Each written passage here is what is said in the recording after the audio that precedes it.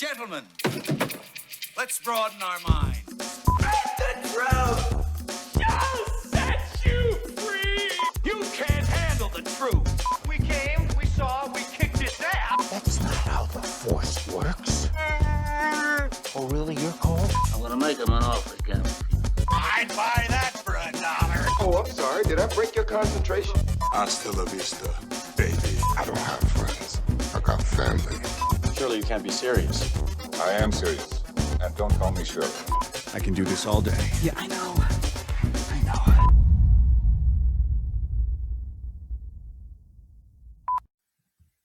Hello and welcome to the Creative Control Movie Podcast, and thank you for joining us for this trailer reaction to Netflix series of Cowboy Bebop, the live-action version series. Joining me on today's podcast, we have regular Sacha and Lee, and for his second appearance in the same week, we have Lee. Thank you for joining me, gentlemen. Nice to be here. Thank you. Hey. So before we go to the trailer, let's just kind of establish who knows what about Cowboy Bebop. So I know of the franchise. I know it's about smugglers, but I've never watched the anime. I've watched the opening segment of this, which is compared to the original animation opening sequence. It looks like they absolutely nailed that. So I was really intrigued about this. I know it's been in production for ages. It's supposed to have been a movie. It was, Keanu Reeves was tagged along to it and stuff like that. So, Lee, what's your knowledge of Cowboy Bebop before we go? Absolutely nothing. Completely fresh eyes. Yeah. And Sacha, you and Cowboy Bebop, what's the relationship? This is my favorite anime of all time.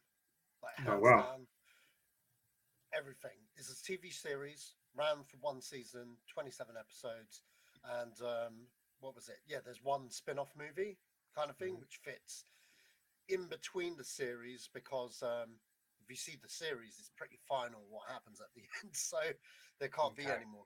But But yeah, it's about a group of bounty hunters. It's the reason why I don't like the TV show Firefly, which has always shocked people, because loads of people love that show. And I'm sorry, I saw Cowboy Bebop first back in 2000, and every Firefly fan has always hated me. And now we're going to get a live-action Cowboy Bebop.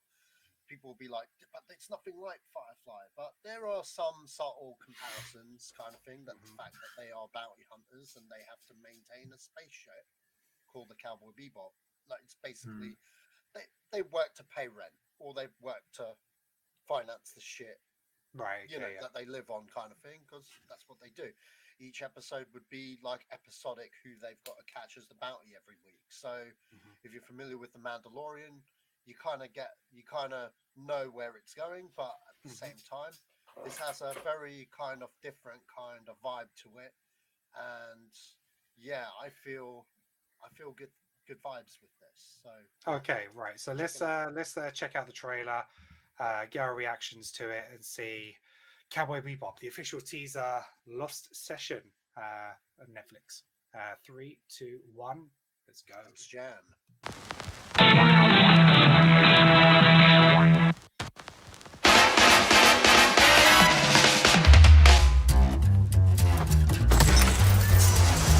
Hey, there's a new bounty on the line.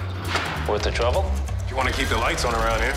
Where did we find this dipstick? We'll handle this one. On our own. Not a chance. Not that way! Bang!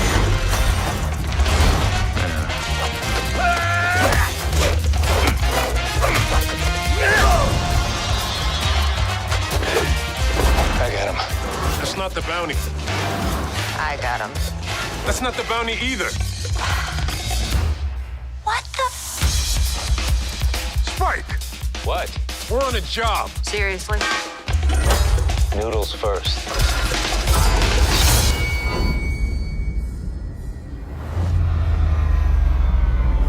Hello, Spike.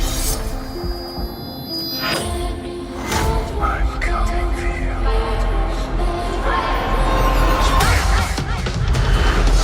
We gotta go. The bounty's this way. Oh, that guy! Hey, I was gonna eat that.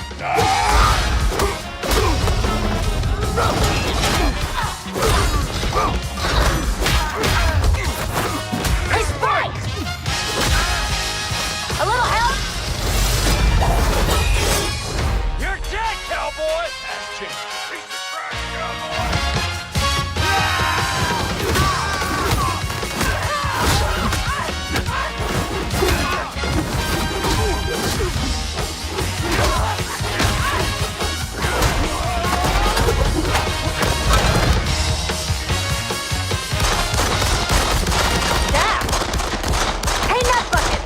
There's no payout if you shoot him in the face.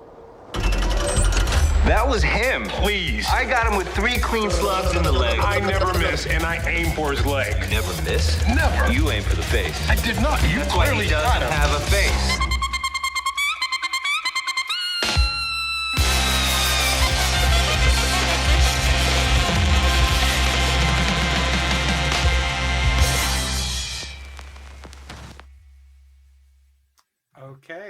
Okay. That looks fun. I ain't gonna lie. That is super retro.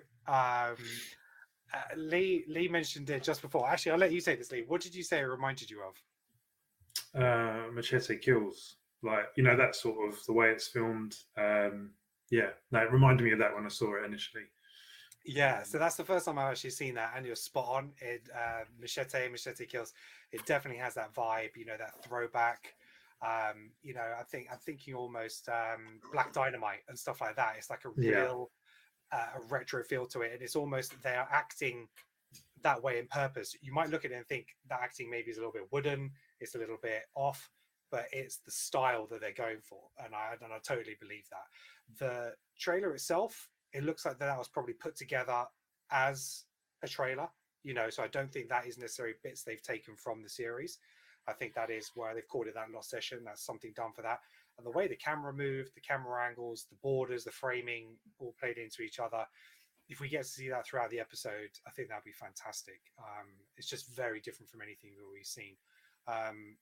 The budget looks good when it's needed, like the ship and the spaceship, but everything else within frame still has that retro feel. So it feels like it's real going to have this crossover.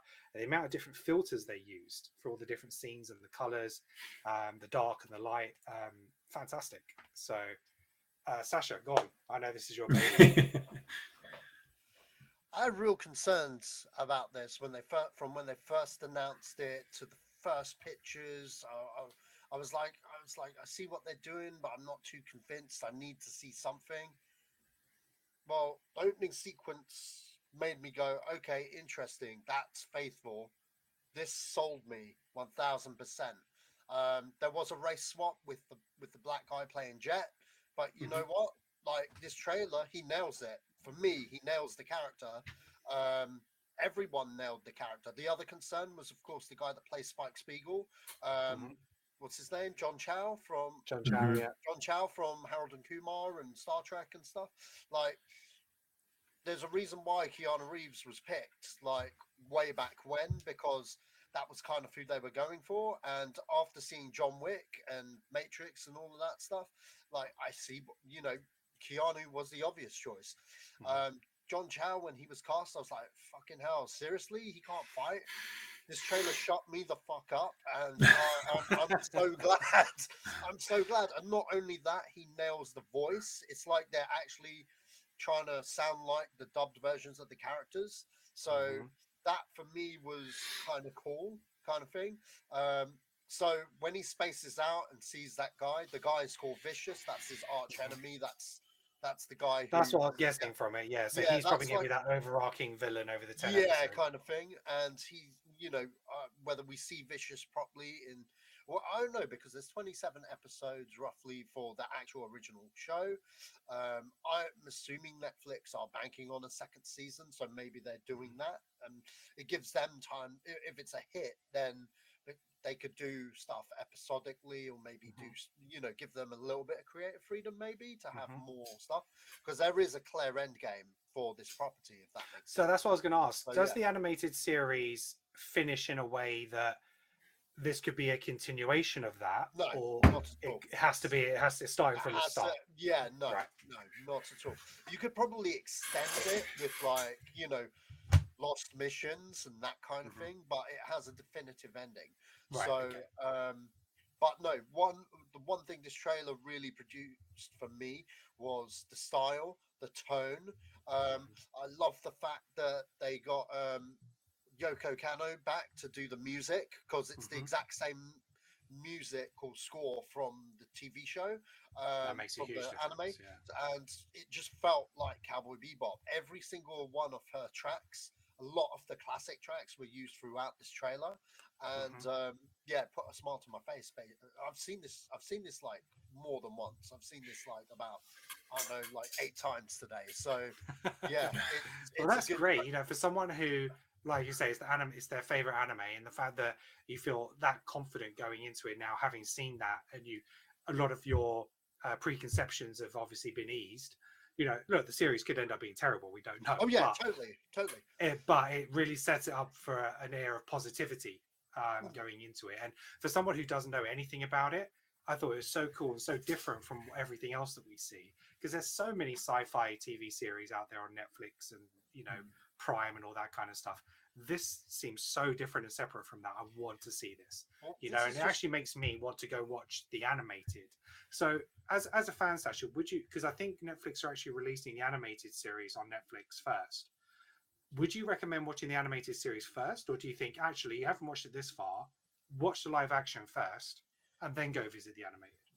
I think it's a bit too early to say that, really. I'd leave that up to the viewer kind of thing, because you know, for me, watching, you know, it's one of those things that I'm close to, so it's like if I watch this one and don't like it, I'll be like but then at the same time, I know if I was watching something based on something, if I haven't read it or seen it, I'll probably watch the film without the conception. That way I give the film or the show a fair chance, if that makes sense, and then go back and watch it, because then you know, you're setting them up to fail kind of thing straight away. Yeah, I agree. So that's definitely what I plan on doing. So I watch the series and then go watch the animated afterwards. Yeah, I mean, Cowboy Bebop was playing on Netflix when Netflix was first ever a thing forever. Like forever. I used to watch it on there quite a lot, and my brother bought the DVDs back in 2001, I think, or 2000, and we've always had them, and yeah, fantastic series. I'm so glad they've leaned into what makes Cowboy Bebop with this trailer, because, like you said, it has a certain style and flair to it that could easily be lost in translation, and it could have just been like another sci-fi on Netflix.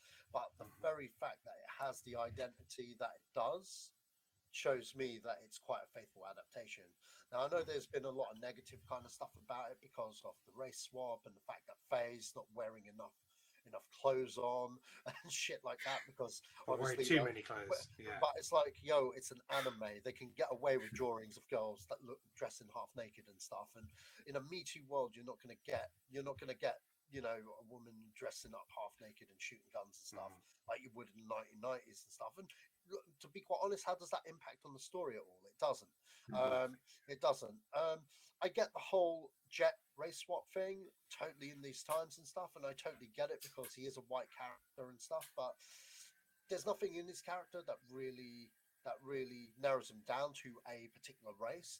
But I guess it's how the actor plays him, and I felt he was fine in this trailer. In fact, he kind of sold me. He did sell me, and even I was like, I'm not too sure about this. But when I saw the actor play the role, I was like, fine. The one thing I was having a discussion with someone today was someone said, "Oh, they don't have the chemistry." I'm like, looking at the trailer 8 times, they totally have the chemistry of the characters. Even if you don't know anything about Cowboy Bebop, you get it. You get what they're like. They argue, they bicker, but they get the job done. And that was it. And for someone to say, you don't get the sense of their chemistry from that trailer, it's like, bro, what trailer did you watch, bro? Like, seriously, like, I'm confused. You know, you're just hating. That's just hating. I've seen a couple of other responses from people that I know are big as fan as me, and they love it. There's only like 2 people that complain. I think they're just hating just because, you know what I mean? And it's really hard, but it's really hard when you get an IP as beloved as this, or as niche as this even, because it's not one of the most well-known mangas kind of thing. It's always been one of those shows where if you know the other person likes it, you're in the club, if that makes sense. Like for me, that used to be my ringtone, like for a very, very long time. It still is, actually. So yeah, it's like it's gonna have a bit of backlash for sure, but if you're gonna pull out and the opening sequence like that, complaints are. You know what I mean? Yeah. Me personally, as big a fan that I am. Yeah. So No, I think you actually nailed it. You know, unless the race of the character is integral to that character, their story, and their history, you just pick the best person who's, you know, come in and auditioned for it. You know, so they may not have had saying, okay, we need to cast a black person in this role.